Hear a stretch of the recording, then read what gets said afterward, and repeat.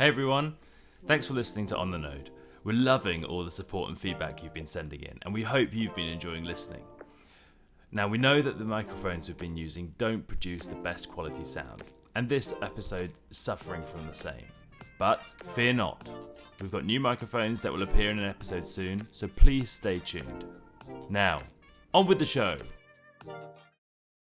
There are no boxing gyms in Henley, funnily enough. That makes sense. There's no spit and sawdust around there. Not really rowing season, is it? Not quite, and again, I have a physique for coxing, not for rowing.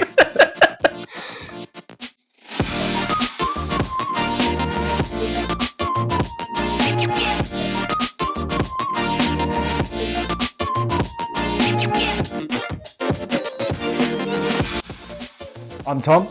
And I'm Andy. And this is On The Node, a podcast about two best mates and one cancer journey. So, mate, last episode, we actually talked about the journey up until the point of diagnosis. I think you wanted to delve into now the feelings, right? And the impact and the reaction to what can only have been a pretty devastating conclusion.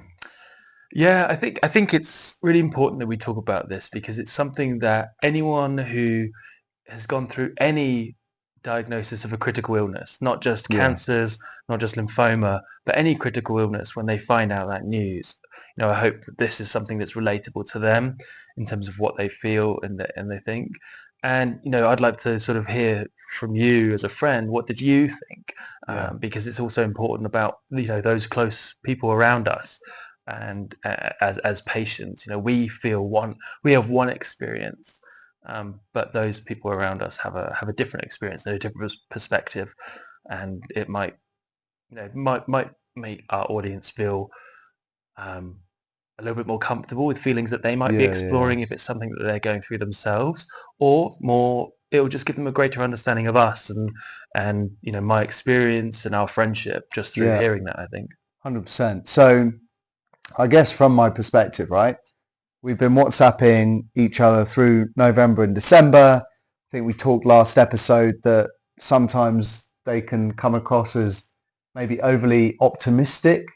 And actually, I think that's in general life. If you ask someone how they are, I'm good, mate. It just reads pretty positively. So I guess I was with you on that journey, but of course I was in the UAE at the time. You were in Hong Kong, so I couldn't really get a sense of really how you were feeling. Once that conclusion came in, just talk to me about that. Yeah, just before I go into that, I just want to acknowledge your point about positivity in communication and WhatsApp, and I'll bring up on screen the WhatsApp messages. More editing skills. Yeah, I'll get there. I'll nail that by the time we get this live. But I've got a screen cap from back in 2022 when I told you the news, and just as you say, there's messages in there like, "Oh, not much I can do about this, haha," that kind of thing. And the audience can read it on screen now, but maybe you'll find it very relatable. And I think it's also indicative of a bit of my personality that I'm forever an optimist, and kind of try and find the good in the bad. And I think, doing this podcast now, we can reflect on these feelings with hindsight and history behind us. Although a bit of a relived history going on right now, but indeed, try and history repeating itself somewhat. Yeah. So back to your question, what was I first feeling when I kind of got that news? I think I had an immediate response that is sadly very morbid, but I think it's something that the society we live in, if people haven't got exposure to it, might think of as default. So when you hear that you've got lymphoma, I had absolutely no idea what lymphoma was. I hadn't even WebMD'd it. I hadn't even gone on Dr. Google and found out much about it. We can talk about that as well. It's not necessarily something you probably recommend to yeah, any definitely not. But at the same time, I'd always stayed optimistic throughout diagnosis process to say, well, it's not going to be lymphoma, so I'm not going to read about it. Yeah. So when I got that news, in my head, I just said, you've got cancer. And wow, that's going to be pretty bad. And my default thought was not many people make it through cancer. And I've since learned a lot. And for context for our audience, when I'm talking about how I'm feeling, we are very much thinking back at that point of diagnosis. And before I'd had conversations with hematologists, before I had a treatment plan, and anyone who goes through this kind of process, when you have a plan in place, your mentality completely switches, and you feel like you can take it on at that point in time. But at the point of diagnosis, I didn't have a plan in place. I didn't know, and so that was my sort of immediate, reaction of, oh crap, I've got cancer. Yeah. Oh no. What? It's a really basic question. What does it feel like? Like, what is there? You must be shocked. Like, what does it? Was it a visceral feeling? Was it an emotional feeling? Was it both? Like, what? If you're going to articulate what it was, like, how would you do that? So there was definitely like the physiological feeling around it was a big sinking in my stomach. Yeah. I'm sure some people maybe react a bit more extreme to that. Maybe might be sick and things like that, because that kind of shock response can induce those kind of feelings. I didn't have that, thankfully. I was just a big sinking in the stomach. But for me, it was the emotional feeling. So we talked about at the end of last episode, Lan wasn't there with me, so I was very concerned about how she was going to feel. I was sort of very concerned about telling her that news. And then it was as I said, I shared the news with you, but I felt this obligation to tell a whole series of people I'd been in communication with. And to be honest, you were probably like the second person to find out, because I think I told you. I was also hounding you every day. I was like, yeah, no really choice, mate. You had to tell me. By default, I was the second. Don't try and like big it up. Like I'm some sort of important person in your life. I was. Yeah, it definitely wasn't my proactivity. I think the WhatsApp messages are you asking me, any danger of an update, lad? Yeah, something like that. And I felt obliged, and it was like before UK hours, so my parents hadn't woken up yet, and I hadn't had that conversation. So I think you were probably like the second person to find out after that. Very privileged, mate. Yeah, no, I don't. Yeah, you can put yourself in that Mum pedestal. And Dad. So that was the kind of situation, and I found every time I had that conversation incredibly overwhelming. So once the doctor left the room that day, I definitely cried. Yeah. And I had my moment, and I was like texting Lan saying, please call me, and trying to continually call her. Like what, floods or like kind of waves? Kind of like a bit of despair, really. Like it was just kind of disbelief at it all and understanding it. And then pretty much every conversation I had, every time I sent the text to tell someone, or I called my mum and dad, I cried during those conversations. So it wasn't an easy point, and I think I had to share that burden. So there came a point with my friends in Vietnam, for example. I think I told one or two really close friends, and I asked them, "Hey, can you tell others?" Yeah. And same with Lan. I said, "I can't tell any more people. I just can you share the load?" And so it was just that first day was just so emotionally intense. I think is a way to describe it. Emotional more than physical. This might get you going slightly. How did your parents react? Well, they were devastated. They I think I'd love to have them on at some point and we can ask them. But I think the reality of our situation, we talked before in our first episode. We're friends who have the privilege of being able to work around the world, and we currently are living and working in Hong Kong.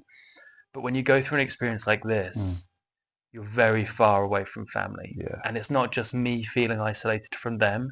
I think I don't want to put words in their mouth because it's not coming from them directly, but my instinct is that they would feel very helpless and distant as well. Like they weren't able to be there and support me, and it was all around Christmas. Yeah. And there was my dad was going through his own health things at the time. Yeah. So I think it's a big emotional challenge for them as well. I can only imagine, mate.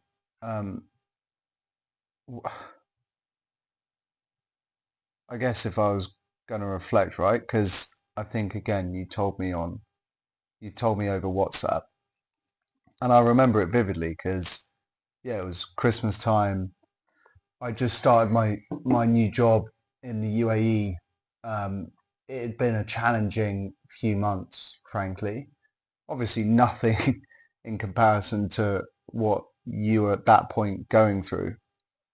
And I just remember I woke up in the morning because it would have been morning, right? You would have been 8 hours ahead. Something like Hong that. Kong, Yeah, right? yeah, yeah. So because you were in the UK at the yeah, time. yeah. I was in the UK. I woke up. I looked at my phone, and I was like, "Wow!" And the first thing I did, which is usually my default thing to do, if I look back at and thank God I've not had many, but no doubt we all will at some point. But if I look back at the big moments in my life that have had an emotional impact on me at that point in time, my immediate response usually is to exercise. So I remember vividly I got your WhatsApp and I was like, I think I said, I cannot believe that. I cannot believe this.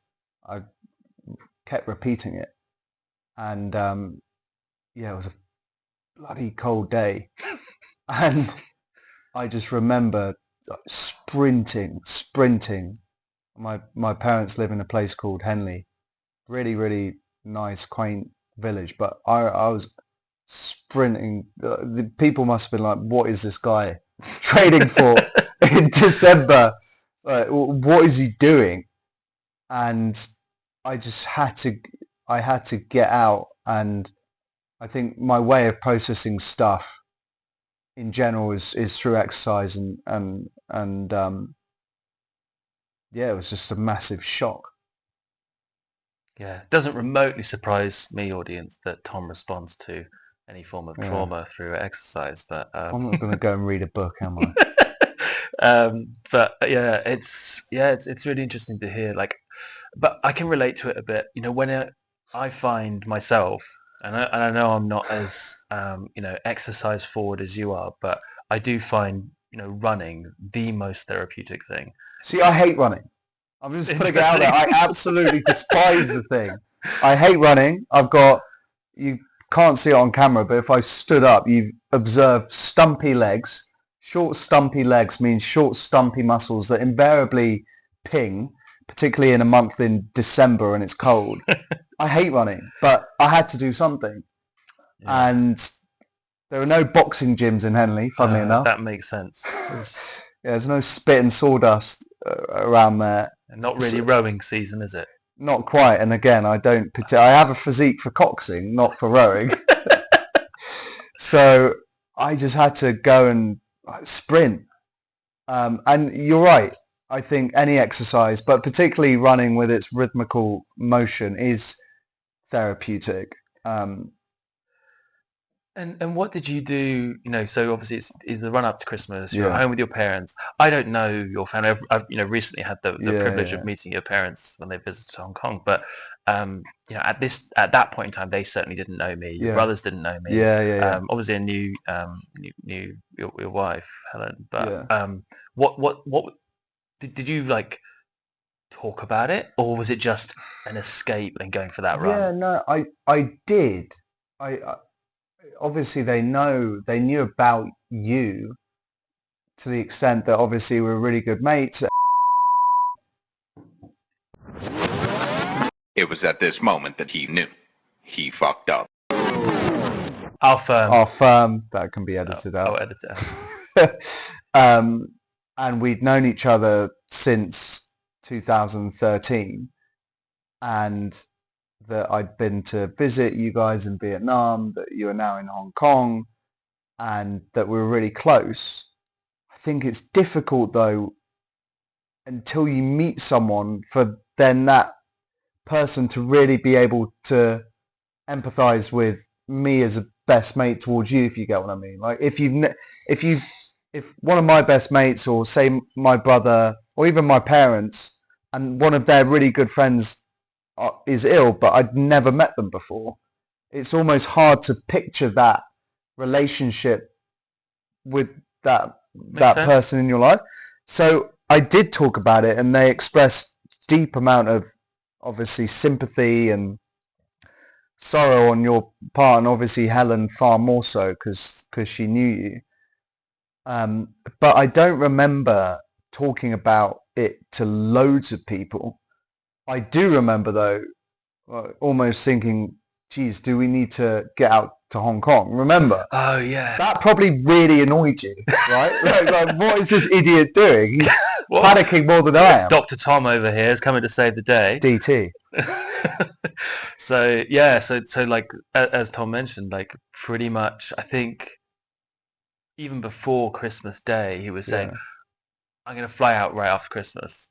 And I'm like, hold your horses. Yeah. I'm going to figure out what's going on first, and figure out our plan, and kind of get into a bit of a rhythm, I think. And so I had to sort of steady you a little bit. And I think that's a really, sorry, mate, but that's a really also good insight into our friendship. I think I'm someone that if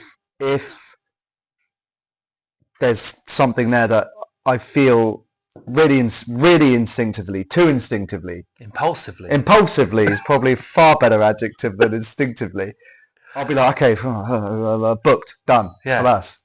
Whereas I think you're far more considered. So that was perfect. You were able to just, put me in my place a bit. So come on, calm down, mate. You're not the one with the diagnosis. Bit representative of starting this podcast, isn't it? Yeah.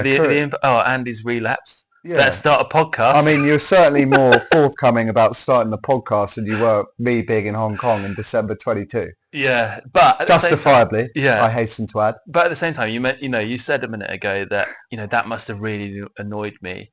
It didn't. It didn't annoy me. It was. I had that considered moment where I had to taper your expectations. Yeah. But it was as you say, it's a representation of our friendship, and for me, to feel like I had that support for someone who is going to put down everything, around Christmas time, when you're already visiting your family where you live overseas, to fly again to the other side of the world to come and see me. That is a hugely uplifting feeling to know that someone is willing to do that. And I think that is very powerful. And I think I want to talk about it later in the series of sort of motivations and milestones that kind of keep you going through this process. But things like that, and when people do plan a trip, it gives you so much to look forward to. And I know the whole people visiting you from afar is probably a bigger problem that I have, given my circumstance living overseas, than someone who might be suffering from a critical illness, at home, close to friends and family. But for me, having those milestones was massive, and like I said, I'd love to talk about that another time. The point is I hugely appreciated that positive message at the time from you and anyone else I spoke to. And we were out in the April, I think, in the end, so it wasn't too far after. Took your bloody time. How, obviously, we're talking about one mate and me here. What about other mates? Because again, to bring the audience up to speed, and for those of you who are watching or listening who are not British blokes, and Brits in general, actually, we're not very good at taking on bad news on the behalf of someone else and maybe I'm being harsh, but processing that, and I do get a feeling that sometimes the British inclination is to leave someone be, and I'm sure they've got enough going on, they don't need me in their life. Like what I think we're very different to that, but what about your other mates?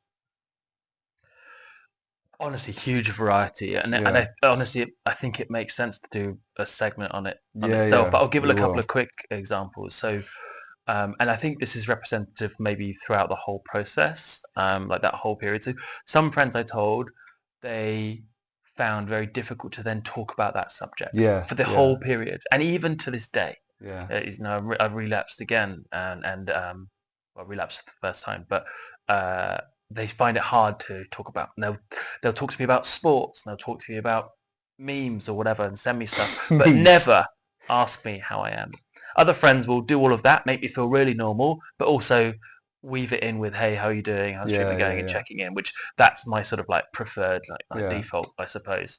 But other friends, frankly speaking, friends in Hong Kong kind of went a surprising extra mile. And if they listen to this, they might know it was them. But they came to us and they found out who the most esteemed hematologist was in Hong Kong at the time, to make sure we got a consultation with that doctor to get a second opinion and things like that. They also told their mum about it, and their mum, who we've never met, started reading academic papers on the best way to get through chemotherapy and going through various sort of theories on chemotherapy for lymphoma. And that response just kind of took us aback a bit, and we're very fortunate enough to go to that friend's wedding late in 2024, and we got to meet his mum. And I said at that point of time I was in remission, so it was very much like, hey, thank you so much for everything you shared with us. Did you take any of it? Did you implement any of it, or was it the thought? Yeah, but I want to save that for another time, because it's all about not to jump the gun. Things that we tried for periods of time but didn't necessarily continue, because which we'll get into when we start talking about treatment and how I went through that. But yeah, they definitely, absolutely listen to it, which is why we were so thankful when we had the privilege to meet her late last year, and kind of say, hey, look, I'm all healthy now, which is no longer the case. But it was fascinating to see how different people reacted. I bet.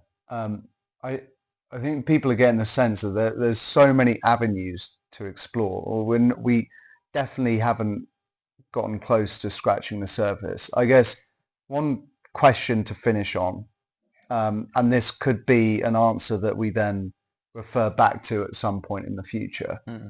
What was the difference between, if any, the impact or the feeling of receiving the news first time versus the relapse?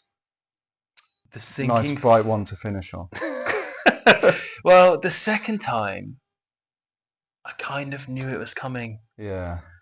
Like I said, I want to get into that another time, but essentially it was less unexpected, but the devastation was still there. And there was this, again, the fear of the unknown came back, because the fear of the unknown, where you don't know much about it, you don't know what your treatment plan is and what the steps forward, that is a very powerful feeling when you're going through a critical illness. And I think that all came coming back, and it was until we had a treatment plan, that feeling remained, and the sort of animosity, the dark cloud that kind of sits above you. Well, you referred to it as PTSD, right? Yes, but that was more various stimulants, I would say, that are a very clinical hospital experience that you go through. Fine. That was giving me flashbacks and memories of it all, rather than the news. I wouldn't say the news was necessarily PTSD. Okay. Well, on that bright note, I think we've done our best to keep this as light as possible.